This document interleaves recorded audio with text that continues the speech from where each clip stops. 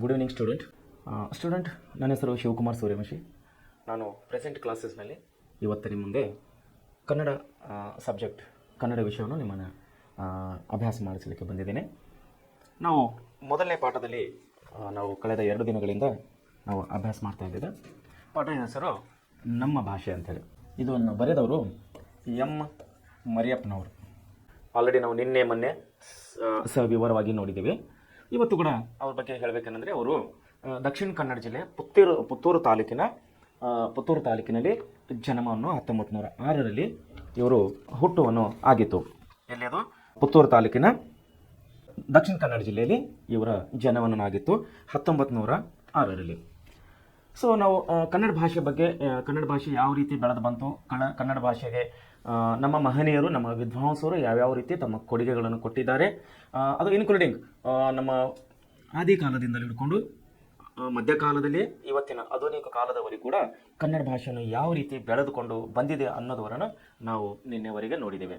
ಕನ್ನಡದ ಭಾಷೆಯ ಮೇಲೆ ಅನ್ಯ ಭಾಷೆಗಳ ಆಕ್ರಮಣ, ಅನ್ಯ ಭಾಷೆಗಳ ಒಂದು ಮಿಶ್ರಣ, ಇವೆಲ್ಲವುಗಳನ್ನು ನಾವು ಯಾವ ರೀತಿ ಆಗಿದ್ದನ್ನು ನಾವು ನಿನ್ನೆವರೆಗೆ ನೋಡಿದ್ದೇವೆ. ನಿನ್ನೆ ಆಲ್ರೆಡಿ ನಾವೇನಪ್ಪ ಅಂದರೆ ಭಾಷೆಯನ್ನು ಆಂಗ್ಲ ಪಂಡಿತರು ಕೂಡ ಮುಕ್ತ ಮನುಷ್ಯನಿಂದ ನಮ್ಮ ಕನ್ನಡ ಭಾಷೆಯನ್ನು ಅಭ್ಯಸಿಸಿದವರು.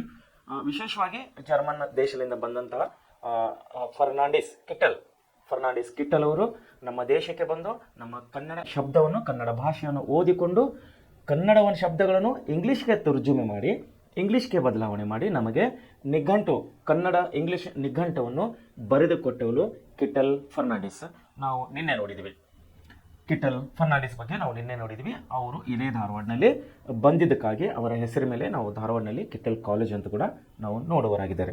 ಹೀಗೆ ಯುರೋಪಿಯನರು ಹಿಡ್ಕೊಂಡು ಪಾಶ್ಚಿಮಾತ್ಯ ದೇಶರು ಅನಾದಿ ಕಾಲದಿಂದಲೂ ನಾಗರಿಕತೆಯಿಂದಲೂ ಅಂದರೆ ಸಿಂಧು ನಾಗರಿಕತೆ ಹಿಡ್ಕೊಂಡು ನೈಲ ನಾಗರಿಕತೆ ಹಿಡ್ಕೊಂಡು ಮಾನವನಿಂದ ಯಾವ್ಯಾವ ರೀತಿ ಭಾಷೆಯನ್ನು ಬೆಳವಣಿಗೆ ಆಗ್ತಾ ಬಂದಿದ್ದೆ ಅನ್ನೋದು ನಾವು ನಿನ್ನೆವರೆಗೆ ನೋಡಿದ್ದೇವೆ. ಈಗ ಭಾಷೆಯ ಸೊಬಗು ಅನ್ನೋಂಥ ವಿಷಯದಲ್ಲಿ ನಾವು ಓದುವರಾಗಿದ್ದಾವೆ. ಭಾಷೆಯ ಸೊಬಗು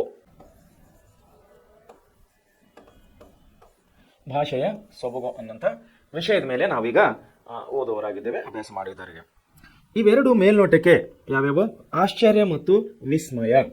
ನೋಡಿ ಇಲ್ಲಿ ಏನಿದೆ ಅಂದರೆ, ಒಂದು ಆಶ್ಚರ್ಯ, ಇನ್ನೊಂದು ವಿಸ್ಮಯ. ಆಶ್ಚರ್ಯ ಮತ್ತೊಂದು ವಿಸ್ಮಯ.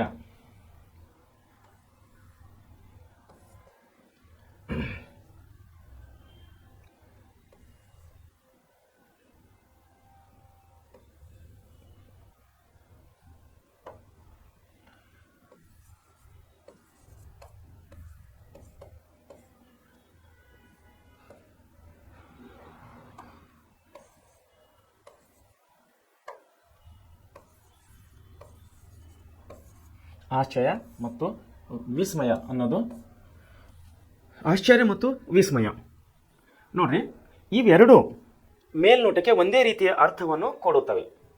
ಆಶ್ಚರ್ಯ ವಿಸ್ಮಯ ಏನಂದರೆ, ಎಕ್ಸಾಂಪಲ್ಗೆ ಹೇಳಬೇಕಂದ್ರೆ, ಆ ವಸ್ತುವನ್ನು ನೋಡಿ ನಾನು ಆಶ್ಚರ್ಯಪಟ್ಟೆ ಅನ್ನೋಂಥ ಒಂದು ಶಬ್ದ. ಅದೇ ವಸ್ತುವಿಗೆ ನೋಡಿ ಆ ವಸ್ತುವನ್ನು ನೋಡಿ ನಾನು ವಿಸ್ಮಯನಾದೆ ಅನ್ನೋಂಥ ಉದ್ಗಾರಗಳನ್ನು ನಾವಿಲ್ಲಿ ಕೊಡ್ತೀವಿ. ವಸ್ತು ಒಂದೇ ಇದೆ. ಎಕ್ಸಾಂಪಲ್, ಒಂದು ಫ್ಯಾನ್ ಇದೆ ಅಂತ ತಿಳ್ಕೊರಿ. ಒಂದು ಆಫೀಸ್ನಲ್ಲಿ ಅಥವಾ ಮನೆಯಲ್ಲಿ ಒಂದು ಫ್ಯಾನನ್ನು ಹಾಕಿದ್ದೇವೆ. ಆ ಫ್ಯಾನನ್ನು ವರ್ಕ್ ಮಾಡ್ತಾ ಇದೆ, ತಿರುಗ್ತಾ ಇದೆ, ತನ್ನ ಕೆಲಸನ ಮಾಡ್ತಾ ಇದೆ. ಕೆಲಸ ಮಾಡೋದನ್ನು ನೋಡಿ ಅದರ ತಣ್ಣಗಾದ ಗಾಳಿಯನ್ನು ಬೇಸಿಗೆ ಕಾಲದಲ್ಲಿ ತಗೊಂಡು ಅದರ ಕೆಲಸವನ್ನು ನೋಡಿ, ಫ್ಯಾನಿನ ಕೆಲಸವನ್ನು ನೋಡಿ ನಾನು ಆಶ್ಚರ್ಯನಾದೆ ಅಂತ ಒಂದು ರೀತಿಯಲ್ಲಿ ಹೇಳ್ಬೋದು. ಅದೇ ಕೆಲಸವನ್ನು ನಾವು ಇನ್ನೊಂದು ರೀತಿಯಲ್ಲಿ, ಫ್ಯಾನು ಎಷ್ಟು ಒಳ್ಳೆ ರೀತಿಯಲ್ಲಿ ಕೆಲಸ ಮಾಡ್ತಾ ಇದೆ, ಎಷ್ಟು ಒಳ್ಳೆ ತಣ್ಣಗೆ ಗಾಳಿ ಕೊಡ್ತಾ ಇದೆ, ನಾನು ಅದನ್ನು ನೋಡಿ ವಿಸ್ಮಯನಾದೆ ಅನ್ನೋಂಥ 2 ಶಬ್ದಗಳನ್ನು ಒಂದೇ ಇದರಲ್ಲಿ ನಾವು ಕೊಡ್ಬೋದು. ಅದು ಹೇಗೆಂದರೆ, ಇವೆರಡು ಮೇಲ್ನೋಟಕ್ಕೆ ಒಂದೇ ರೀತಿಯ ಅರ್ಥವನ್ನು ಕೊಡುತ್ತವೆ ಎನಿಸಿದವರು ಅವುಗಳಲ್ಲಿ ಅರ್ಥ ವ್ಯತ್ಯಾಸವಿದೆ. ಹೆಂಗೆ ವ್ಯತ್ಯಾಸ ಇದೆ? ಆಶ್ಚರ್ಯ ಅಂದರೆ ಏನು? ಆಶ್ಚರ್ಯ ಎಂಬುದು ಅನಿರೀಕ್ಷಿತವಾದದ್ದು. ಆಶ್ಚರ್ಯ ಅನ್ನೋದು ಅನಿರೀಕ್ಷಿತವಾದದ್ದು. ಆಶ್ಚರ್ಯನು ಅನಿರೀಕ್ಷಿತ, ಸಡನ್ ಆಗಿ ಆಗೋದು, ಅಚಾನಕ್ ಆಗ್ಬಿಡೋದು, ಆಗಿದ್ದಾಗೆ. ಅನಿರೀಕ್ಷಿತ, ಇದು ನಾವು ನಿರೀಕ್ಷೆ ಮಾಡಿರಲಿಲ್ಲ. ಅನಿರೀಕ್ಷಿತ ಅಂದ್ರೇನು? ನಾವು ನಿರೀಕ್ಷೆ ಮಾಡಲಾರದಂಥ ಕೆಲಸವನ್ನು ನಡೆದಿದ್ದಾಗ ಅದನ್ನು ನಾವು ಅನಿರೀಕ್ಷಿತವಾಗಿ ಇದನ್ನು ನಾವು ಅಪೇಕ್ಷಿಸಿದವಿ ಅಥವಾ ಇದನ್ನು ನಾವು ನೋಡಿದೀವಿ ಅಂಥೇಳಿ ಅದಕ್ಕೆ ಅಂತೀವಿ. ಇದಕ್ಕೇನಂತಾರೆ? ಆಶ್ಚರ್ಯ. ಅದನ್ನೇ ನಾವು ವಿಸ್ಮಯಕ್ಕೆ ಬಂದಾಗ ಅದ್ಭುತವಾದ ಸಂಗತಿಯನ್ನು ಘಟಿಸಿದಾಗ. ವಿಸ್ಮಯ ಅಂದ್ರೇನು? ಅದ್ಭುತವಾದ ಸಂಗತಿಯನ್ನು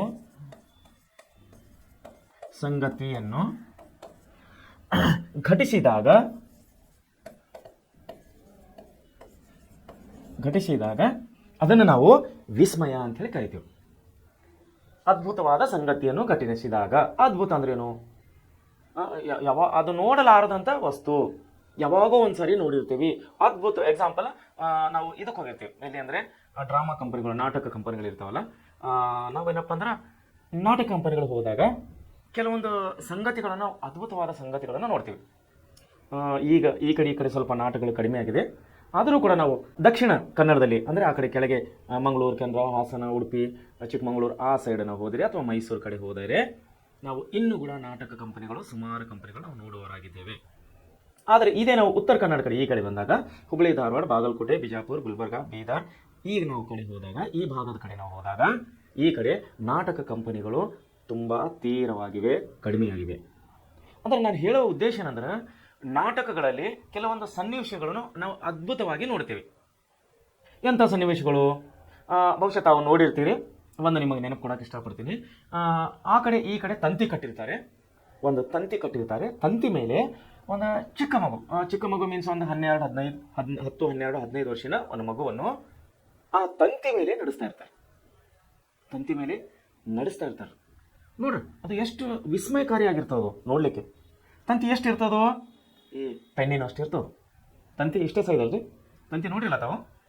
ಅದು ಕರೆಂಟಿನ ತಂತಿ ಆಗಿರ್ಬೋದು, ಒಂದು ಹಗ್ಗ ದಾರ ಆಗಿರ್ಬೋದು. ಈ ಸೈಜಿನ ಅಂದರೆ ಈ ಒಂದು ಸೈಜಿನ ತಂತಿಯ ಮೇಲೆ ಅಥವಾ ದಾರದ ಮೇಲೆ 10, 12, 14 ವರ್ಷದ ಮಕ್ಕಳನ್ನು ಅವರು ನಾಟಕಕಾರರು ಅಂದರೆ ಡ್ರಾಮಾ ಮಾಡೋರು ಅವ್ರು ಏನು ಮಾಡ್ತಾರೆ? ಆ ತಂತಿ ಮೇಲೆ ಆ ಕಡೆ ಈ ಕಡೆ ಆ ಕಡೆ ಆ ಮಗು ಕುಣಿತಾ ಇರ್ತದೆ ಮೇಲೆ. ಆ ಮಗು ಕುಣಿತಾ ಇರ್ತದೆ ತಂತಿ ಮೇಲೆ. ಅಂದರೆ ಆ ಮಗುವಿನ ಅಷ್ಟು ಭಾರ, ಸುಮಾರು ಒಂದು 10-12 ವರ್ಷ ಅಂದರೆ ಏನಿಲ್ಲ ಅಂದ್ರೂ ಕೂಡ 20 to 25 kg, 20-25 kg ಆ ಮಗು ಇರಬಹುದು ಅಂತೇಳಿ ನಾನು ಅಂದಾಜಿಸ್ತೀನಿ. ಅಷ್ಟು ಭಾರವನ್ನು ಒಂದು ತಂತಿಯ ಮೇಲೆ ಸುಮಾರು 20-30 ಅಡಿಗಳಷ್ಟು ಅವರು ಉದ್ದವಾಗಿ ಕಟ್ಟಿರ್ತಾರೆ. ನೋಡಿ ಎಷ್ಟು ಅದ್ಭುತ ಅದು. ಯಾಕಂದರೆ ಸ್ವಲ್ಪ ತನ್ನ ಬ್ಯಾಲೆನ್ಸನ್ನು, ತನ್ನ ನಿಖರತೆಯನ್ನು ಕಳ್ಕೊಂಡಾಗ ಕೆಳಗೆ ಬಿದ್ದು ಬಿಡ್ತದೆ ಆ ಮಗು. ಬಿದ್ದ ಮೇಲೆ ಮುಂದೆ ದೇವರೇ ಗತಿ. ಸೊ ಅಂತ ಅದ್ಭುತವಾದ ನಾವು ಸಂಗತಿಗಳನ್ನು ನಾವು ನೋಡಿದಾಗ ಅದನ್ನು ನಾವು ವಿಸ್ಮಯ ಅಂತೇಳಿ ಕರಿತೀವಿ. ಅನಿರೀಕ್ಷಿತ, ಈಗ ನೋಡಿ ಆಶ್ಚರ್ಯ ಬಗ್ಗೆ ಏನೇನು ಕೊಟ್ಟಿದ್ದಾರೆ ಅಂದರೆ, ಅನಿರೀಕ್ಷಿತವಾಗಿ ಘಟಿಸಿದಾಗ ಮೂಡುವ ಭಾವ. ಉದಾಹರಣೆ, ಮನೆಗೆ ಬಂದ ಅಳಿಯನನ್ನು ಕಂಡು ಆಶ್ಚರ್ಯಗೊಂಡವರು, ಅಥವಾ ಅವರು ಅಳಿಯನ ನಿರೀಕ್ಷೆಯಲ್ಲಿ ಇರಲಿಲ್ಲ. ಅಳಿಯನು ದಿಢೀರ್ನ ಮನೆಗೆ ಬಂದುಬಿಟ್ಟನು. ಆಗ ಅವನ ಆಗಮನವನ್ನು ಕಂಡು ಅದನ್ನು ನಿರೀಕ್ಷಿಸದೇ ಇರುವುದರಿಂದ ಆಶ್ಚರ್ಯಪಟ್ಟರು. ನೋಡ್ರಿ, ಆಶ್ಚರ್ಯ ಅಂದ್ರೆ ಏನು? ಒಂದು ಮನೆಗೆ, ಒಂದು ತುಂಬಿದಂಥ ಮನೆಗೆ, ಒಂದು ಕುಟುಂಬದಲ್ಲಿ ಒಬ್ಬ ಅಳಿಯನು ಅಂದರೆ ತನ್ನ ಮಗಳನ್ನು ಮದುವೆ ಮಾಡಿ ಕೊಟ್ಟಾಗ ಮಗಳ ಗಂಡ ಅಳಿಯನು ಹೆಂಡತಿಯ ಊರಿಗೆ ಅಂದರೆ ಅತ್ತೆ ಮಾವನ ಊರಿಗೆ ವಿಥೌಟ್ ಇಂಟಿಮೇಷನ್ ಅಂದರೆ ಮಾಹಿತಿ ಇಲ್ಲದೆ ಅಚಾನಕ್ಕಾಗಿ ಮನೆಗೆ ಬಂದಾಗ ಅದನ್ನು ನಾವೇನು ಹೇಳ್ತೀವಿ? ಅನಿರೀಕ್ಷಿತ. ಅಂದರೆ ನಿರೀಕ್ಷೆ ಮಾಡಿರಲಿಲ್ಲ, ಅಂದರೆ ಗೊತ್ತಿಲ್ಲ. ಅಳಿಯನು ಇವತ್ತು ಮನೆಗೆ ಬರ್ತಾನಂತೇಳಿ ಗೊತ್ತಿಲ್ಲ. ಅವನು ಸಡನ್ ಆಗಿ ಬೇರೆ ಒಂದು ಕೆಲಸಕ್ಕೆ ಬಂದಾಗ ಮಾವನ ಮನೆ ನಿಯರ್ ಇದೆ ಅನ್ಕೊಂಡು ಬಹುಶಃ ಬಂದಿರಬೇಕು. ಬಂದಾಗ ಮನೆಯವರು ಇದ್ದವರೆಲ್ಲ ನೋಡಿ ಏನಂತಾರೆ? ಹಳೆ ಬಂದಿದ್ದಾರೆ. This is not acceptable. ಅಂದ್ರೆ ಅಕ್ಸೆಪ್ಟ್ ಮಾಡಿರಲ್ಲ ಅವ್ರು, ಇವತ್ತು ಹಳೆ ಬರೋರು ಅಂತೇಳಿ ಗೊತ್ತಿಲ್ಲ ಅವ್ರಿಗೆ. ಅನಿರೀಕ್ಷಿತವಾಗಿ ಬಂದಿದ್ದರಿಂದ ಅದನ್ನು ಆಶ್ಚರ್ಯ ಅಂತೇಳಿ ನಾವು ಕರಿತೀವಿ. ಇಲ್ಲಿ ಅದ್ಭುತವಾದ ಅಂದ್ರೆ ನಾವೇನಂತ ಕರಿತೀವಿ? ಒಂದು ಸಂಗತಿಯನ್ನು ಘಟಿಸಿದಾಗ ಮನಸ್ಸಿನಲ್ಲಿ ಉಂಟಾಗುವ ಭಾವ ಅಥವಾ ಮ್ಯಾಜಿಕ್ ಶೋನಲ್ಲಿ ಆ ವ್ಯಕ್ತಿಯು ಯಾವ ಆಧಾರದ ಇಲ್ಲದೆ ಗಾಳಿಯಲ್ಲಿ ತೇಲಾಡುವುದನ್ನು ನೋಡಿ ನಾನು ಮೂಕ ವಿಸ್ಮಿತನಾದೆ. ನೋಡಿ, ಒಂದು ಡ್ರಾಮಾ ಕಂಪನಿಯಲ್ಲಿ ಏನೇನೋ ರೀತಿಯ ಡ್ರಾಮಾ ಮಾಡ್ತಾರೆ. ಹಗ್ಗ ಅಲ್ಲಿ ಕಟ್ಟು ಹಗ್ಗದ ಮೇಲೆ ಓಡಾಡ್ತಾರೆ. ಆಮೇಲೆ ಹಾವುಗಳನ್ನು ಕೊರಳೆಲ್ಲ ಹಾಕೋತಾರೆ. ಏನೇನೋ ಮಾಡ್ತಾರೆ ಅವ್ರ ನಾಟಕಗಳಲ್ಲಿ. ನೋಡಿ ನಮಗೆ ಯಾವ ರೀತಿ ಅನ್ನಿಸ್ತದೆ? ವಿಸ್ಮಯ, ಅದ್ಭುತ ಅನ್ನಿಸ್ತದೆ. ಅದು ಗಾಳಿಯಲ್ಲಿ ತೇಲಾಡ್ತಾರೆ ಅವರು. ಅಂದರೆ ಭೂಮಿ ಮೇಲೆ ಕಾಲು ನಿಲ್ಲಂಗಿಲ್ಲ ಅವರು ಗಾಳಿ ಮೇಲೆ ತೇಲಾಡ್ತಿರ್ತಾರೆ. ಅದು ಡ್ರಾಮಾಗಳಲ್ಲಿ ಅಥವಾ ನಾಟಕಗಳಲ್ಲಿ. ಸೊ ಅದನ್ನು ನಾವೇನಂತೀವಿ? ಇದು ಅದ್ಭುತವಾದ ಸಂಗತಿ ಆಗಿದ್ದರಿಂದ ಇದನ್ನು ನಾವು ವಿಸ್ಮಯ ಅಂತ ಹೇಳಿ ಕರಿತೀವಿ. ಸೊ ವಿಸ್ಮಯ ಎಂಬುದು ಅತ್ಯಾಶ್ಚರ್ಯಕರ ಕೊಡುವಂಥ ಭಾವವಾಗಿದೆ. ಕೆಲವರು ಅತ್ಯಂತ ಆಶ್ಚರ್ಯ ಎಂಬುದನ್ನು ಹೇಳಲು ಸಖೇದಾಶ್ಚರ್ಯ ಎಂಬ ಶಬ್ದವನ್ನು ಬಳಸುತ್ತಾರೆ. ಆದರೆ ಇದು ತಪ್ಪದು. ಸಖೇದಾಶ್ಚರ್ಯ ಎಂದರೆ ಖೇದವು ಆಶ್ಚರ್ಯವೋ ಎಂದು ಅರ್ಥ. ಖೇದ ಎಂದರೆ ತೀವ್ರವಾದ ದುಃಖ. ಖೇದ ಅಂದರೆ ತೀವ್ರವಾದ ದುಃಖ. ಖೇದ ಅಂದರೆ ತೀವ್ರವಾದ ಅಥವಾ ತೀವ್ರವಾದ ದುಃಖ. ಇದಕ್ಕ ಖೇದ ಅಂತೀವಿ ನಾವು. ಆಶ್ಚರ್ಯ ಮತ್ತು ದುಃಖ ಎರಡೂ ಒಟ್ಟಿಗೆ ಆದಾಗ ಆಶ್ಚರ್ಯ ಮತ್ತು ದುಃಖ ಎರಡೂ ಒಟ್ಟಿಗೆ ಆದಾಗ ಮಾತ್ರ ಈ ಶಬ್ದವನ್ನು ನಾವು ಬಳಸಬಹುದು. ಯಾವುದು? ಖೇದಾಶ್ಚರ್ಯ ಅಂತೇಳಿ. ಉದಾಹರಣೆ, ಅಷ್ಟು ಚಿಕ್ಕ ವಯಸ್ಸಿನಲ್ಲೇ ಯಾಕೆ ಕೊಂಡಳೆಂದು ನನಗೆ ಸಖೇದಾಶ್ಚರ್ಯವಾಯಿತು ಎಂಬ ಶಬ್ದಗಳನ್ನು ಪಟ್ಟಿ ಮಾಡಿ. ಅಂದರೆ ಕೆಲವೊಬ್ಬರು ತೀರ್ಕೊಂಡಿರ್ತಾರೆ, ಎಲ್ಲೋ ರಿಲೇಷನು ಅಥವಾ ರಿಯಾಕ್ಷನ್ನಲ್ಲಿ ಅಥವಾ ಪರಿಚಯ ಇದ್ದವರು, ಅಕ್ಕಪಕ್ಕದವರು ತೀರ್ಕೊಂಡ ಮೇಲೆ ಗೊತ್ತಾಗ್ತು, XYZ ಮಹೇಶನ ತೀರ್ಕೊಂಡಪ್ಪ, ಇಷ್ಟು ಚಿಕ್ಕ ವಯಸ್ಸಲ್ಲಿ ತೀರ್ಕೊಂಡ. That called ಖೇದಾಶ್ಚರ್ಯ. ಅಂದರೆ ಅದರಲ್ಲಿ ಏನಿದೆ? ದುಃಖ ಇದೆ. ಅದರಲ್ಲಿ ಖೇದ, ತೀವ್ರವಾದ ದುಃಖ ಇದೆ. ಮಹೇಶ್ ಇಷ್ಟು ಚಿಕ್ಕ ವಯಸ್ಸಿನಲ್ಲಿ ತೀರ್ಕೊಂಡ, ಅದ್ಯಾಕೆ ತೀರ್ಕೊಂಡ, ಏನಾಯ್ತು, ನಿನ್ನೆ ಚೆನ್ನಾಗಿದ್ದಲ್ಲ. ಇವೆಲ್ಲ ಮಾತುಗಳನ್ನು ನಾವೇನಂತೀವಲ್ಲ, ಇದು ಖೇದಾಶ್ಚರ್ಯದಲ್ಲಿ ಬರ್ತದೆ. ಓಕೆ, ಇದೇ ಮುಂದೆ ನಾವು ನೋಡಿದಾಗ ಇದನ್ನು ಖೇದಾಶ್ಚರ್ಯ ಅಂತೇಳಿ ಕರಿತೇವೆ. ಆಶ್ಚರ್ಯ ಮತ್ತು ವಿಸ್ಮಯ ಇವೆರಡು ಏನಪ್ಪ ಅಂದರೆ ಒಂದು ಭಾಷೆಯ ಸೊಬಗುಗಳಾಗಿವೆ, ನಮ್ಮ ಭಾಷೆಯ ಸೊಬಗುಗಳಾಗಿವೆ.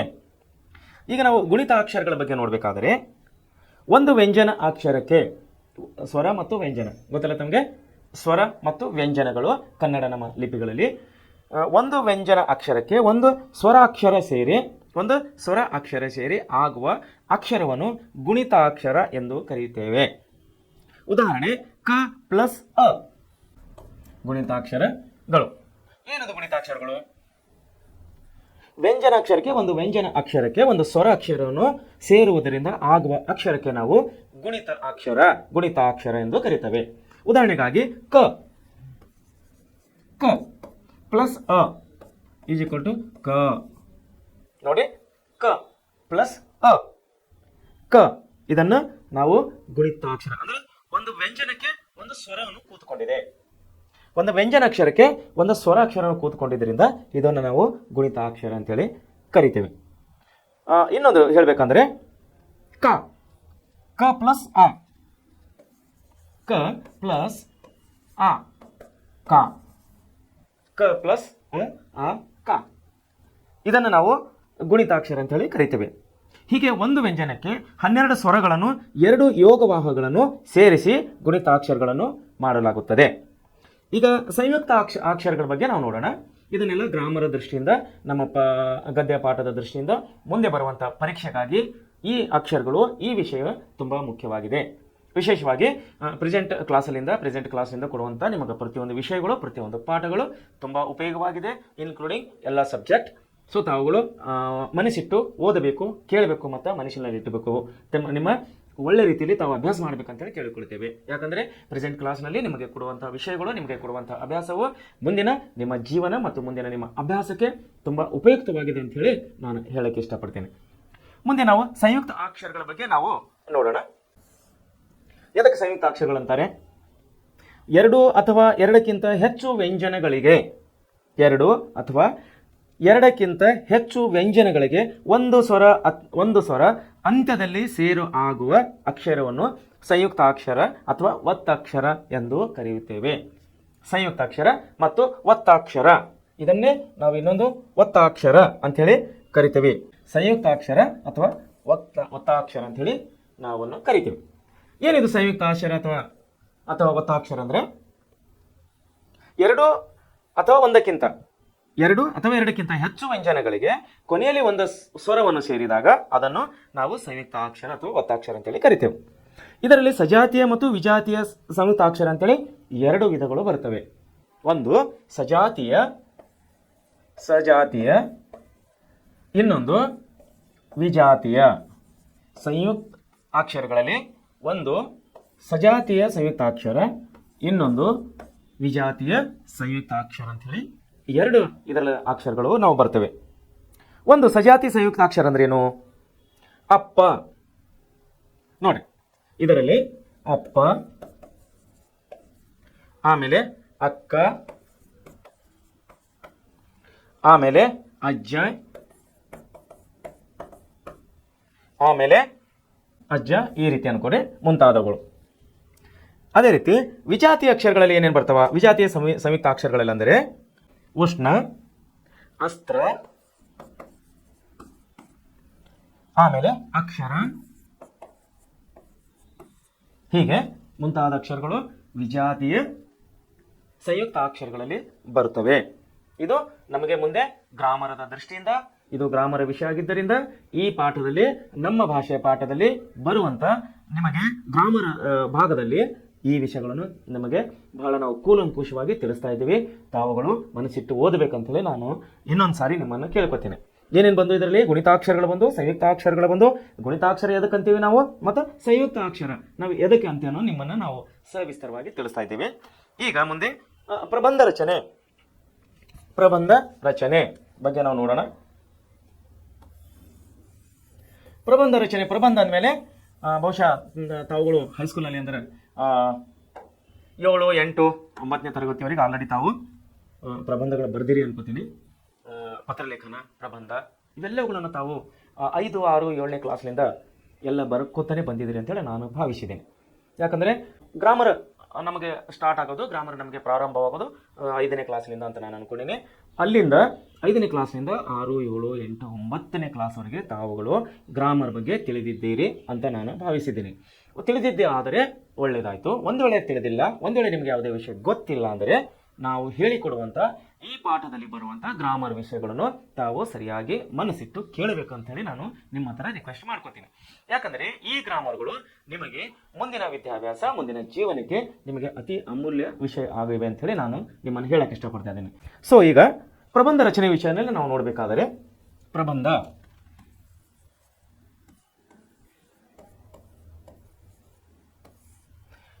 ವಿಷಯದಲ್ಲಿ ನಾವು ಬರಬೇಕಾದಾಗ ಏನು ಪ್ರಬಂಧ ಅಂದ್ರೇನು?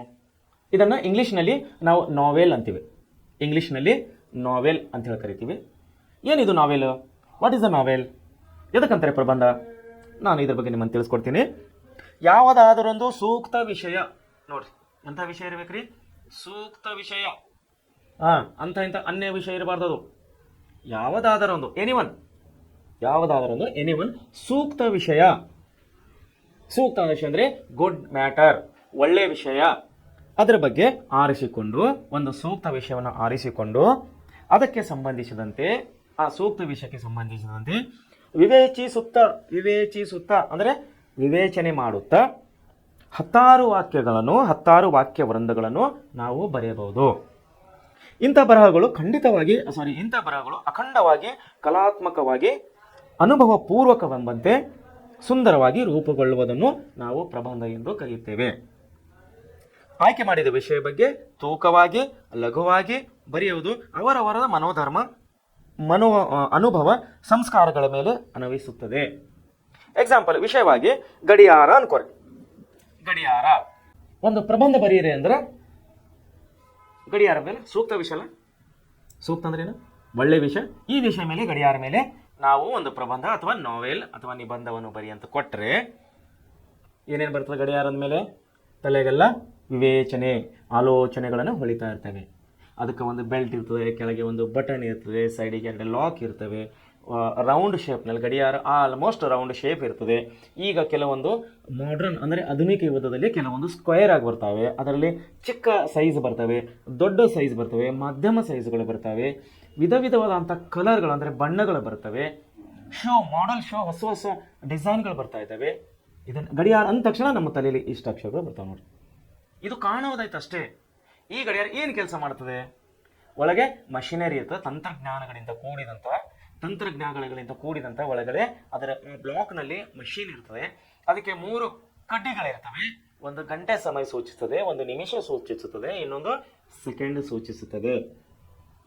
ಮುಂದೆ ಇನ್ನು ಹಲವಾರು ವಿಷಯಗಳನ್ನು ಗಡಿಯಾರ ಬಗ್ಗೆ ನಾವು ಬರಿಬಹುದು. ಸೊ ದಟ್ ಕಾಲ್ಡ್ ಪ್ರಬಂಧ. ಇದನ್ನು ನೋಡಿ ಮುಂದೆ ಏನಂತಂದ್ರೆ ಅವರವರ ಮನೋಧರ್ಮ, ಅವರ ಸಂಸ್ಕಾರ, ಅನುಭವ ಮೇಲೆ ಅನುಭವಿಸ್ತದೆ. ಒಬ್ಬೊಬ್ಬರ ತಲೆಯಲ್ಲಿ ಒಂದೊಂದು ಥರ ಹೊಳಿತಾ ಇರ್ತದೆ. ಒಬ್ಬೊಬ್ಬರ ತಲೆಯಲ್ಲಿ ಹೊಸ ವಿಚಾರಗಳು ಬರ್ತಾ ಇರ್ತವೆ. ಅದು ತೂಕವಾಗಿರ್ಬೇಕು, ಅದು ಲಘುವಾಗಿರಬಾರ್ದು. ತೂಕ ಅಂದರೆ ವೇಟೇಬಲ್, ಅಂದರೆ ಮಹತ್ವವುಳ್ಳಂಥ ವಿಷಯಗಳನ್ನು, ಮಹತ್ವವುಳ್ಳ ಶಬ್ದಗಳಿಂದ ಆ ನಿಬಂಧವನ್ನು ಕೂಡಿರಬೇಕದು. ಉದಾಹರಣೆಗೆ ಗಡಿಯಾರ, ವಿಮಾನ, ಪೆನ್ನು ಮುಂತಾದ ವಿಷಯಗಳ ಬಗ್ಗೆ ಪ್ರಬಂಧಗಳನ್ನು ಬರೆಯುವುದಾದರೆ ಅವು ವಸ್ತುನಿಷ್ಠ ಪ್ರಬಂಧಗಳೆನಿಸುತ್ತವೆ.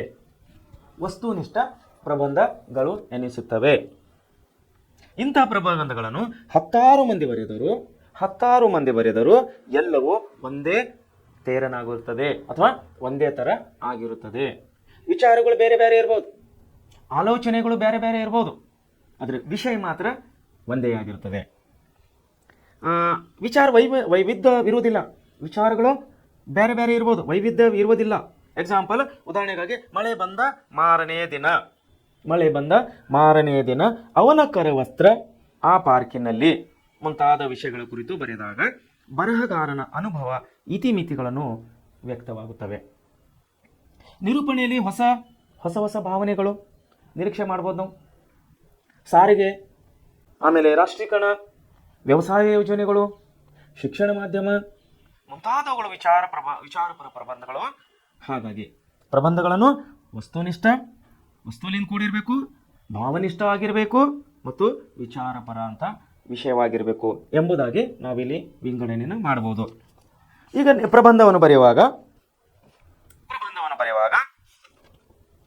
ನಾವು ಯಾವ ಅಂಶಗಳನ್ನು ಇದರಲ್ಲಿ ತಗೋಬಹುದು?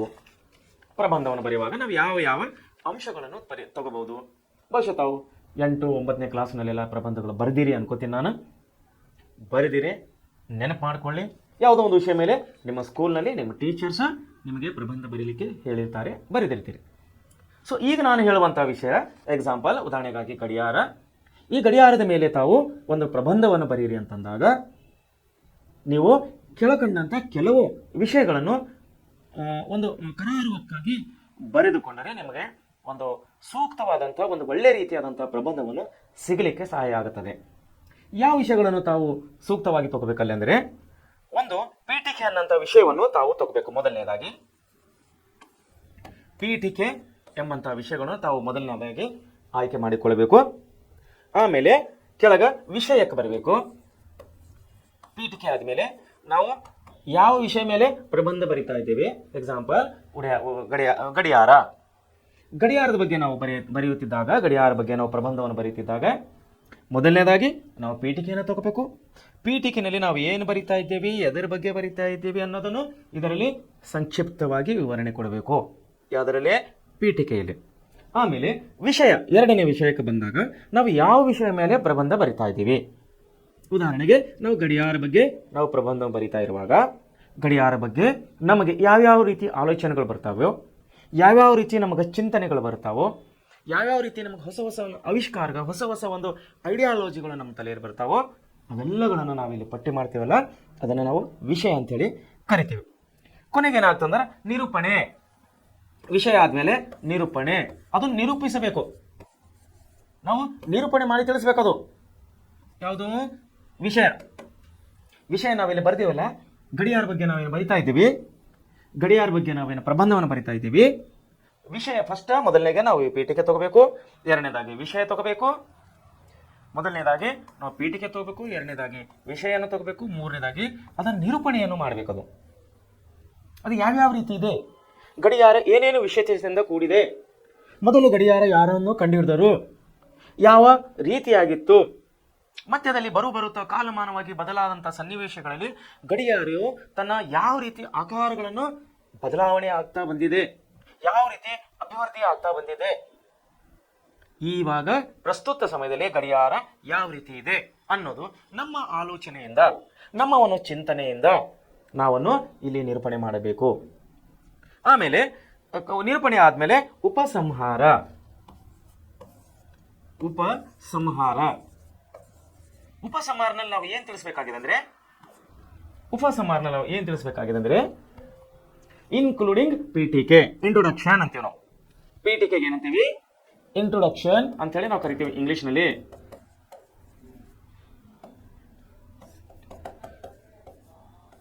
ಇಂಟ್ರೊಡಕ್ಷನ್ ಅಂತೇಳಿ ಕರಿತೇವೆ. ಇಂಟ್ರೊಡಕ್ಷನ್ ನಾವು ಏನು ತೋರಿಸ್ತೀವಿ? ನಾವು ಎದ್ರ ಬಗ್ಗೆ ಪ್ರಬಂಧ ಬರಿತಾ ಇದ್ದೀವಿ? ಗಡಿಯಾರ. ಗಡಿಯಾರ ಬಗ್ಗೆ ಪ್ರಬಂಧ ಬರಿತಾ ಇರುವಾಗ ಗಡಿಯಾರ ಬಗ್ಗೆ ನಾವು ಇಂಟ್ರೊಡಕ್ಷನ್ ಅಂದರೆ ಅದರ ಬಗ್ಗೆ ಮಾಹಿತಿ ಕೊಡ್ತೀವಿ. That called introduction. ನಾವು ಕನ್ನಡದಲ್ಲಿ ಪೀಠಿಕೆ ಅಂತೇಳಿ ಕರಿತೀವಿ. ಸೊ ಮುಂದೆ ಪೀಠಿಕೆ ಆದಮೇಲೆ ಅದರ ವಿಷಯಕ್ಕೆ ಬರ್ತೀವಿ. ವಿಷಯ ಆದಮೇಲೆ ನಿರೂಪಣೆ ಮಾಡ್ತೀವಿ. ನಿರೂಪಣೆ ಆದಮೇಲೆ ಕೊನೆಯದಾಗಿ ಉಪಸಂಹಾರ. ಉಪಸಂಹಾರನ ನಾವು ಏನು ತಗೋಬೇಕು, ಉಪಸಂಹಾರ ನಾವು ಯಾವ ರೀತಿ ಉಪಸಂಹಾರ ಮಾಡಬೇಕು ಅದಕ್ಕೆ ಅನ್ನೋದು ಮೊದಲನೇ ಪಾಯಿಂಟ್ ಹಿಡ್ಕೊಂಡು ಮೊದಲನೇ ಅಂಶದಿಂದ ಕೊನೆಯ ಅಂಶದವರೆಗೆ ನಾವು ಯಾವ್ಯಾವ ವಿಷಯಗಳನ್ನು ಇದರಲ್ಲಿ ಉಲ್ಲೇಖಿಸಿದ್ದೇವೆ, ಯಾವ್ಯಾವ ವಿಷಯಗಳನ್ನು ನಾವು ಇದರಲ್ಲಿ ತಗೊಂಡಿದ್ದೇವೆ, ಅವೆಲ್ಲ ವಿಷಯಗಳನ್ನು ಸಂಕ್ಷಿಪ್ತವಾಗಿ ಶಾರ್ಟ್ ಲಿಸ್ಟ್ವಾಗಿ ನಾವು ಇದರಲ್ಲಿ ಉಪಸಂಹಾರನಲ್ಲಿ ತಿಳಿಸಬೇಕು. ಸೊ ಇದು ಪ್ರಬಂಧ ಬರೆಯುವಂಥ ಒಂದು ವಿಧಾನ. ಇದು ನಾವು ಕನ್ನಡ ಗ್ರಾಮರ್ದಲ್ಲಿ ಪ್ರಬಂಧವು ಅತಿ ಮುಖ್ಯವಾಗಿದೆ. ಇವಾಗ ಪ್ರತಿಯೊಂದು ಸ್ಪರ್ಧಾತ್ಮಕ ಪರೀಕ್ಷೆಗಳಲ್ಲಿ ಸರ್ಕಾರ ತೆಗೆದುಕೊಳ್ಳುವಂಥ ಪ್ರತಿಯೊಂದು ಸ್ಪರ್ಧಾತ್ಮಕ ಪರೀಕ್ಷೆಗಳಲ್ಲಿ ಕೂಡ ಸಂಕ್ಷಿಪ್ತವಾದ ಪ್ರಬಂಧವನ್ನು ಬರೆಯಿರಿ ಅಂಥೇಳಿ ಪ್ರಶ್ನೆಯಲ್ಲಿ ಬರ್ತಾ ಇದೆ. ನಾನು ಕಳೆದ ಸಾರಿ KSET ಅಥವಾ KS ಯಾವುದೋ ಒಂದು ಎಕ್ಸಾಮ್ ಕೊಟ್ಟು ಹೋಗ್ತಾ ಇದ್ದರು. ರಸ್ತೆಯಲ್ಲಿ ಹುಡುಗರು ಹೋಗ್ತಾ ಇದ್ದಾಗ ನಾನು ಕ್ವಶನ್ ಪೇಪರ್ ತಗೊಂಡು ಸ್ವಲ್ಪ ಕಣ್ಣಾಡಿಸಿದ ಅದರಲ್ಲೂ ಕೂಡ ಪ್ರಬಂಧ ಕೇಳಿದರು. ನನಗೆ ಆಶ್ಚರ್ಯ ಆಯಿತು. ಏನಪ್ಪ ಇವರು KS IS DCAC ತಹಶೀಲ್ದಾರ್ ಆಗ್ಲಕ್ಕೆ ಹೋಗಿದ್ದಾರೆ, ಇವರನ್ನು ಪ್ರಬಂಧ ಕೇಳಿದಾರಲ್ಲ. ಪ್ರಬಂಧ ಬರೆಯೋದು ನಮ್ಮ ಹೈಸ್ಕೂಲ್ ಲೆವೆಲು, ನಮ್ಮ ಪ್ರೌಢಶಾಲಾ ಮಟ್ಟದಲ್ಲಿ ಬರೆಯುವಂಥ ನಾವು ಪ್ರಬಂಧಗಳನ್ನು ಇವಾಗ KS IS ಕೇಳ್ತಾ ಇದ್ದಾರಲ್ಲ. ಜಿಲ್ಲಾಧಿಕಾರಿ ತಹಶೀಲ್ದಾರ್ ಆಗುವಂಥ ಒಂದು ಹುದ್ದೆಗೆ ಒಂದು ಪ್ರಬಂಧ ಬರೀಲಕ್ಕೆ ಹೇಳಿದಾರಲ್ಲ ಅಂಥೇಳಿ ನನಗೂ ಕೂಡ ಒಂಥರ ಅನ್ನಿಸ್ತು ನನಗೆ. ಅದಕ್ಕೆ ಕಾರಣಗಳೇನೆಂದರೆ ಎಷ್ಟೋ ವಿದ್ಯಾರ್ಥಿಗಳಿಗೆ ಪ್ರಬಂಧ ಅಂದರೆ ಗೊತ್ತಿಲ್ಲ. ಒಂದು ವೇಳೆ ಗೊತ್ತಿದ್ದರೂ ಕೂಡ ಯಾವ ರೀತಿ ಬರಿಬೇಕು ಅನ್ನೋದು ಗೊತ್ತಿಲ್ಲ. ಮತ್ತು ವಿದ್ಯಾರ್ಥಿಗಳಿಗೆ ಅದರ ಬಗ್ಗೆ ಉತ್ಸಾಹವನ್ನು ತೋರುತ್ತಿಲ್ಲ. ಶಾಲೆಯಲ್ಲಿ ಟೀಚರ್ಸ್ ಮಾಡಿದಂಥ ಪಾಠ, ಶಿಕ್ಷಕರು ಹೇಳಿದ ಪಾಠಗಳನ್ನು ಲಕ್ಷ್ಯ ಕೊಡದೆ ಕೇಳಿರ್ತಾರೆ, ಅಥವಾ ಈಚೆ ಕಿವಿಯಿಂದ ಕೇಳಿ ಈಚೆ ಕಿವಿಯಿಂದ ಬಿಟ್ಟಿರ್ತಾರೆ. ಆವಾಗ ಅವರ ತಲೆಯಲ್ಲಿ ಅವರಿಗೆ ಅಥವಾ ನೆನಪಿನ ಶಕ್ತಿನಲ್ಲಿ ಈ ಪ್ರಬಂಧ ವಿಷಯ ಗೊತ್ತಿರಲ್ಲ. ಬಹುಶಃ ತಾವು ಪಾಠ ನೋಡುತ್ತಿರುವಂಥ ವಿದ್ಯಾರ್ಥಿಗಳು ಗಮನ ಕೊಟ್ಟು ಕೇಳಬೇಕು. ತಾವು ನಿಮ್ಮ ಆತ್ಮಸಾಕ್ಷಿ ನೀವೇ ವಿಚಾರ ಮಾಡಿಕೊಳ್ಳಿ, ನಿಮ್ಮ ಆತ್ಮಸಾಕ್ಷಿ ನೀವೇ ಕೇಳಿಕೊಳ್ಳಿ. ನನಗೆ ಪ್ರಬಂಧ ಬರೆಯುತ್ತವಾ, ನನಗೆ ಪ್ರಬಂಧ ಬರೀಲಿಕ್ಕೆ ಬರುತ್ತಾ? ಸೊ ಬರೆದರೆ ಯಾವ ಒಂದು ವಿಧಾನವಾಗಿ ಬರಿತಾ ಇದ್ದೀನಿ, ಒಂದು ಸಕ್ರಮವಾದಂಥ ಅಂದರೆ ನಾನು ಹಾಕಿನಲ್ಲ ಪೀಠಿಕೆ, ವಿಷಯ, ನಿರೂಪಣೆ, ಉಪಸಂಹಾರ ಅಂಥೇಳಿ ನಾನು ಲೈನ್ಸ್ಗಳು ಹಾಕಿನಲ್ಲ, ಪಾಯಿಂಟ್ಸ್ಗಳು ಹಾಕಿನಲ್ಲ, ಆ ಪ್ರಕಾರ ತಾವು ಬರಿತಾ ಇದ್ದೀರಾ ಅಥವಾ ಎಲ್ಲ ಏನೋ ಮಿಸ್ಟೇಕ್ ಆಗ್ತಾ ಇದೆಯಾ? ತಾವುಗಳು ಚೆಕ್ ಮಾಡ್ಕೊಳ್ಳಿ. ತಮಗೆ ಬರುತ್ತದಾದರೆ ಒಳ್ಳೆ ಸಂತೋಷ, ನನಗೆ ನಿಮಗೂ ಸಂತೋಷ. ಒಂದೇಳೆ ತಮಗೇನಾದರೂ ಮಿಸ್ಟೇಕ್ಸ್ ಆಗ್ತಾ ಇದೆ, ತಮಗೇನಾದರೂ ತಪ್ಪು ತಡಿ ಅನ್ನಿಸ್ತಾ ಇದೆ, ನೀವು ಬರೆಯೋದು ಸ್ವಲ್ಪ ನಿಮಗೆ ಮಾಹಿತಿ ಇಲ್ವಾ ಅಥವಾ ಮರೆತು ಹೋಗಿದ್ದೀರಾ, ಹಾಗೇನಾದರೂ ಇದ್ದರೆ ತಾವು ಈ ಪ್ರೆಸೆಂಟ್ ಕ್ಲಾಸ್ನಲ್ಲಿ ನಮ್ಮನ್ನು ತಾವು ತಿಳಿಸಬಹುದು. ಸರ್ ನನಗೆ ಈ ವಿಷಯ ಬರ್ತಾ ಇಲ್ಲ ಅಥವಾ ಈ ವಿಷಯನ ನಾನು ಮರೆತು ಹೋಗಿದ್ದೀನಿ, ಪ್ಲೀಸ್ ದಯಮಾಡಿ once again repeat. Sir once again repeat this class, I can do continue once again this grammar or ಪ್ರಬಂಧ ಆರ್ ನಾವೆಲ್ ಚಾಪ್ಟರ್. ಈ ವಿಷಯವನ್ನು, ಈ ಪ್ರಬಂಧ, ಈ ನಾವೆಲ್ ಅಥವಾ ಈ ನಿಬಂಧವನ್ನು ಮುಂದಿನ ನಿಮ್ಮ ಅಭ್ಯಾಸಕ್ಕೆ ಉತ್ತಮವಾಗಿದೆ ಅಥವಾ ಅವಶ್ಯಕವಾಗಿದೆ ಅಂತ ನಾನು ಹೇಳಕ್ಕೆ ಇಷ್ಟಪಡ್ತೀನಿ. ಯಾಕಂದರೆ ಮುಂದೆ ಯಾವುದೇ ಕಾಂಪಿಟೇಟಿವ್ ಎಕ್ಸಾಮ್ಗೆ ಹೋದರೆ ಪ್ರಬಂಧ ಅದರಲ್ಲಿ ಬರ್ತಾ ಇದೆ. ತಾವು ಲಕ್ಷ್ಯ ಬಿಟ್ಟು ತಮ್ಮ ಮನೆಯ ಸುತ್ತಮುತ್ತ ಯಾರಾದರೂ ಸ್ಪರ್ಧಾತ್ಮಕ ಪರೀಕ್ಷೆಗಳು ಕೊಡಲಿಕ್ಕೆ ಹೋಗಿದ್ದೇ ಆದರೆ, ತಮಗೆ ಮಾಹಿತಿ ಇದ್ದಿದೆ ಆದರೆ ಅವರ ಪ್ರಶ್ನೆ ಪತ್ರಿಕೆಯನ್ನು ತಾವು ಚೆಕ್ ಮಾಡಬಹುದು. ಅವರ ಪ್ರಶ್ನೆ ಪತ್ರಿಕೆಯಲ್ಲಿ ತಾವು ನೋಡಬಹುದು, ಅದರಲ್ಲಿ ಪ್ರಬಂಧ ಕೊಡ್ತಾ ಇದ್ದಾರೆ, ನಾನು ನೋಡಿದ್ದೀನಿ. ಅದಕ್ಕಾಗಿ ದಯಮಾಡಿ ವಿದ್ಯಾರ್ಥಿಗಳೇ ತಾವು ಪ್ರಬಂಧ ಅಥವಾ ನಿಬಂಧ ಬಗ್ಗೆ ಹೆಚ್ಚಿನ ಸ್ವಲ್ಪ ಆಸಕ್ತಿಯನ್ನು ವಹಿಸಬೇಕಂತೇಳಿ ನಾನು ನಿಮ್ಮನ್ನು ಕೇಳ್ಕೊತೀನಿ. ಸೊ ಇದೇನಾಗ್ತದೆ, ಆತ್ಮೀಯ ಗೆಳೆಯನಂತೆ ಮಾಡಿಕೊಂಡು ತನ್ನ ವಿಚಾರಗಳನ್ನು ಕೈಯೋದನ್ನು ಅಷ್ಟರ ಮಟ್ಟಿಗೆ ಆತನಿಗೆ ಸ್ವಾತಂತ್ರ್ಯ ಇದೆ. ನೋಡಿ ಏನಾಗ್ತದೆ ಇಲ್ಲಿ, ವಸ್ತುನಿಷ್ಠವಾಗಿರೋ ಪ್ರಬಂಧ ಯಾವ ರೀತಿ ಆಗಿರಬೇಕು, ಅದು ವಸ್ತುನಿಷ್ಠೆ ಆಗಿರಬೇಕು, ಅಂದರೆ ವಸ್ತುವಿನಿಂದ ಕೂಡಿರಬೇಕು. ಅದು ಭಾವನಿಷ್ಠೆ ಆಗಿರಬೇಕು, ಅದರಲ್ಲಿರುವಂಥ ಭಾವಗಳು ಒಳ್ಳೆಯ ಭಾವಗಳಿಂದ ಕೂಡಿರಬೇಕು, ಮತ್ತು ವಿಚಾರಪರ ಆಗಿರಬೇಕು, ವಿಚಾರ ಮಾಡುವಂಥ ವಿಷಯಗಳಾಗಿರಬೇಕು. ಯಾವ ನಿಬಂಧ ಬರೆಯುವಂಥ ವಿಚಾರಗಳು ವಿಚಾರಪರ ಆಗಿರಬೇಕು. ಯಾಕೆಂದರೆ ಯಾವುದೋ ಒಂದು ವಿಚಾರ, ಯಾವುದೋ ಒಂದು ಭಾವ, ಯಾವುದೋ ಒಂದು ವಸ್ತು ಹಿಡ್ಕೊಂಡು ನಾವು ನಿಬಂಧವನ್ನು ಬರೆದರೆ ಅದು ಅಷ್ಟು ಸಮಂಜಸ ಆಗುವುದಿಲ್ಲ, ಅದು ಸಮಂಜಸ ಅನಿಸುವುದಿಲ್ಲ. ಸೊ ಒಳ್ಳೆಯ ವಿಷಯನ ಆಯ್ಕೆ ಮಾಡಬೇಕು, ಒಳ್ಳೆಯ ರೀತಿಯಲ್ಲಿ ಅದರ ಭಾವನೆ ಇರಬೇಕು, ಆ ನಿಬಂಧದಲ್ಲಿ ಒಳ್ಳೆಯ ವಿಚಾರಗಳು ಕೂಡ ಇರಬೇಕು. ಅಂದಾಗ ಮಾತ್ರ ಅದು ಯಶಸ್ವಿ ನಿಬಂಧ ಅಥವಾ ನೀವು ಯಶಸ್ವಿ ಪ್ರಬಂಧ ಆಗುತ್ತದೆ ಅಂತೇಳಿ ನಾನು ಹೇಳೋಕ್ಕೆ ನಿಮಗೆ ಇಷ್ಟಪಡ್ತೀನಿ. ಯಾಕಂದರೆ ನಾವು ಪ್ರೆಸೆಂಟ್ ಕ್ಲಾಸ್ನಲ್ಲಿ ಕೊಡುವಂಥ ನಿಮಗೆ ಪ್ರತಿಯೊಂದು ವಿಷಯಗಳ ಅತಿ ಮುಖ್ಯವಾಗಿವೆ ಅಂಥೇಳಿ ನಾನು ಒಂದು ಸೆಕೆಂಡ್ ನಿಮ್ಮನ್ನು ರಿಪೀಟ್ ಮಾಡ್ತಾ ಇದ್ದೀನಿ. ನಿಮ್ಮನ್ನು ನೀವೇ ಆತ್ಮಸಾಕ್ಷಿಗಾಗಿ ನೀವು ಕೇಳಿಕೊಳ್ಳಿ. ನಿಮ್ಮ ಮನಸ್ಸಿಗೆ ನೀವೇ ಕೇಳಿಕೊಳ್ಳಿ, ನನಗೆ ಪ್ರಬಂಧ ಬರೀತದಾ, ನನಗೆ ಪ್ರಬಂಧ ಬರೀಲಿಕ್ಕೆ ಬರುತ್ತಾ? Once again please check of your own mind. ನಿಮ್ಮ ಸ್ವಂತ ಬುದ್ಧಿಗಾಗಿ ನೀವೇ ಕೇಳ್ಕೊಳ್ಳಿ, ನನಗೆ ಪ್ರಬಂಧ ಬರುತ್ತದಾ? ಒಂದೇಳೆ ಬಂದಿಲ್ಲ, ನಿಮಗೆ ಬರಲಿಕ್ಕೆ ಏನಾದರೂ ತೊಂದರೆ ಇದ್ದರೆ ಪ್ಲೀಸ್ ನೀವು ನಮ್ಮನ್ನು ಪ್ರೆಸೆಂಟ್ ಕ್ಲಾಸ್ನ ನಮ್ಮ ಶಿಕ್ಷಕರನ್ನು, ನಮ್ಮ ಸಿಬ್ಬಂದಿರನ್ನು, ನಮ್ಮ ಮುಖ್ಯಸ್ಥರನ್ನು ತಾವು ಕಮೆಂಟ್ನಲ್ಲಿ ಸರ್ ನನಗೆ ಈ ವಿಷಯ ಗೊತ್ತಾಗ್ತಾ ಇಲ್ಲ ಅಂತೇಳಿ ತಾವು ಕೇಳಿದರೆ ನಾವು ನಿಮ್ಮನ್ನು ಇನ್ನೊಂದು ಸಾರಿ ತಿಳಿಸಿಕೊಡುತ್ತೇವೆ. ಯಾಕಂದರೆ ಪ್ರೆಸೆಂಟ್ ಕ್ಲಾಸಿನ ಉದ್ದೇಶವೇ ಅದೇ ಆಗಿದೆ.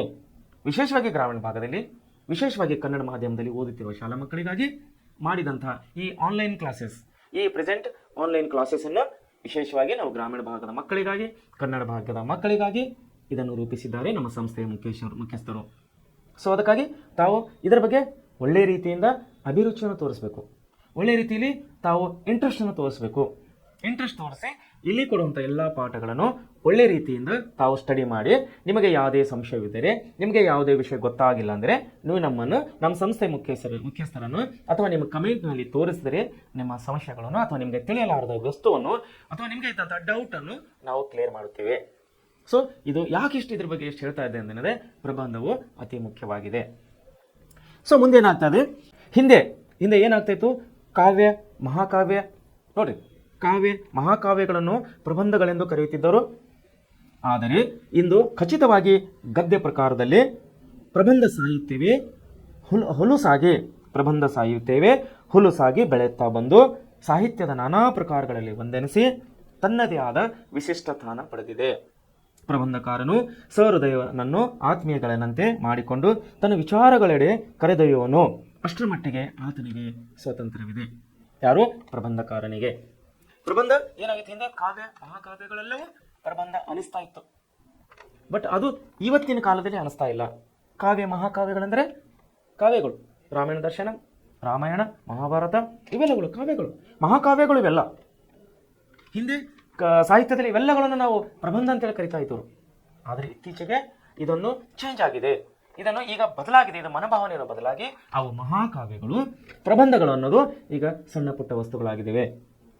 ವಿಷಯವು ಅಷ್ಟು ಮಹಾಕಾವ್ಯ ಅಷ್ಟು ಬರೆಯುವಂಥ ಅಷ್ಟು ಇದು ಇಲ್ಲ. ಈಗ ಸಣ್ಣ ಪ್ರಮಾಣದಲ್ಲಿ ಒಂದು ಗಡಿಯಾರ ಅಂದರೆ ಗಡಿಯಾರ ಬಗ್ಗೆ ಎಷ್ಟು ಬರ್ಬೋದು, 1 ಪೇಜ್ ಅಥವಾ 2 ಪೇಜನ್ನು ನಾವು ಅದರ ಬಗ್ಗೆ, ಅದರ ಕಾರ್ಯವ್ಯಾಪ್ತಿ, ಅದು ಹೇಗೆ ಹುಟ್ಟಿತು, ಯಾವಾಗ ಪ್ರಾರಂಭ ಆಯಿತು, ಏನು ಕೆಲಸ ಮಾಡ್ತದೆ, ಮನುಷ್ಯನಿಗೆ ಗಡಿಯಾರ ಎಷ್ಟು ಮುಖ್ಯ ಇದೆ, ಗಡಿಯಾರ ಬೇಕು ಬೇಡವೋ, ಗಡಿಯಾರ ಇದ್ದರೆ ಏನು ಒಳ್ಳೆಯದಾಗುತ್ತದೆ, ಗಡಿಯಾರ ಇಲ್ಲ ಅಂದರೆ ಏನು ಆಗುತ್ತದೆ, ಇದರ ಬಗ್ಗೆ ತಾವು ಮಾಹಿತಿ ಕೊಟ್ಟರೆ ದಟ್ ಕಾಲ್ ಎ ನಾವೆಲ್, ಅದೇ ಒಂದು ಪ್ರಬಂಧವಾಗುತ್ತದೆ. ಸೊ ಈ ರೀತಿ ನಾವು ಈ ಎಂ ಮರಿಯಪ್ಪನವರು ಬರೆದಂಥ ಈ ನಮ್ಮ ಭಾಷೆ ಎಂಬ ಪಾಠದಲ್ಲಿ ನಾವು ಹಲವು ರೀತಿಯ ವಿಷಯಗಳನ್ನು ಅಭ್ಯಾಸ ಮಾಡಿದ್ದೇವೆ.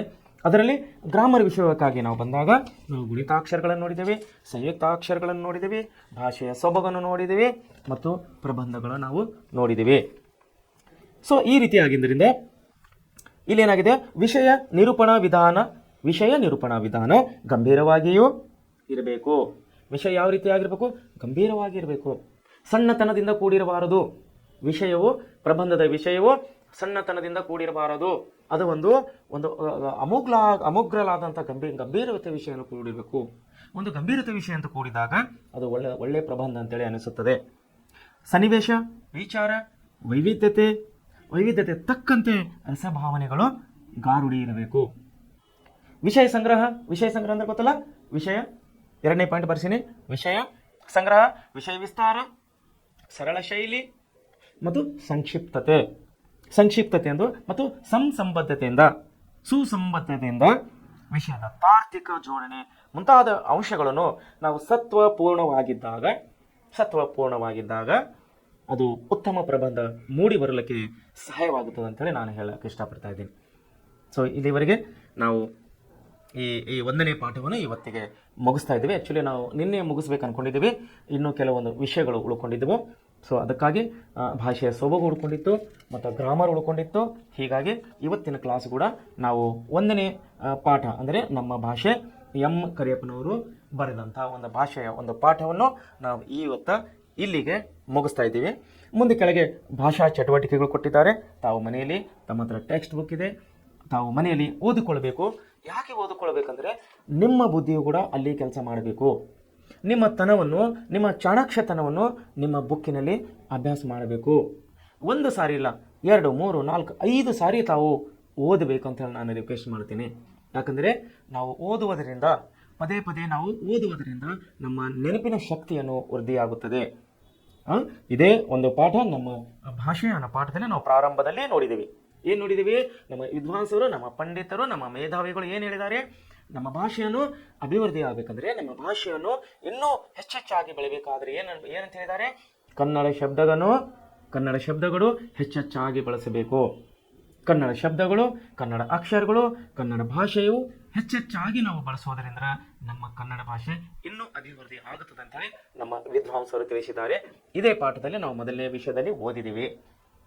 ಸೊ ಇದನ್ನು ನಾನು ಇನ್ನೊಂದು ಸಾರಿ ನಿಮಗೆ ರಿಪೀಟ್ ಮಾಡ್ತಾ ಇದ್ದೀನಿ. ತಾವುಗಳು ವಿದ್ಯಾರ್ಥಿಗಳು ಮನೆಯಲ್ಲಿ ಓದಿಕೊಳ್ಳುತ್ತಿರುವಾಗ ಒಂದೊಂದು ಪಾಠವು 2, 3, 4, 5 ಸಾರಿ ಓದಿದ್ದೇ ಓದಿ ಏನು ತೊಂದರೆ ಇಲ್ಲ.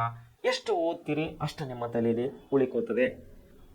ಇದನ್ನೇ ಇಂಗ್ಲೀಷ್ನಲ್ಲಿ ಒಂದು ಮಾತಿದೆ, ಏನೆಂದರೆ ಪ್ರಾಕ್ಟೀಸ್ ಈಸ್ ಪರ್ಫೆಕ್ಟ್ ಅಂತೇಳಿ. Practice is perfect. ಅದು ಪ್ರಾಕ್ಟೀಸ್ ಅನ್ನೋದು ಯಾ ರೀಡಿಂಗ್ ಆಗಿರ್ಬೋದು, ಯಾ ರೈಟಿಂಗ್ ಆಗಿರ್ಬೋದು. ಪ್ರಾಕ್ಟೀಸ್ ಅನ್ನೋದು ರೈಟಿಂಗ್ ಆಗಿರ್ಬೋದು ಅಥವಾ ರೀಡಿಂಗ್ ಆಗಿರ್ಬೋದು, ಯಾವುದೇ ಇದ್ದರೂ ಕೂಡ ಪ್ರಾಕ್ಟೀಸ್ ಈಸ್ ಪರ್ಫೆಕ್ಟ್ ಅಂತಾರೆ. ಸೊ ನೀವು ಕೂಡ ಅದನ್ನು ಪದೇ ಪದೇ ಓದುವ ಅಭ್ಯಾಸನ ಮಾಡಿಕೊಡ್ರಿ.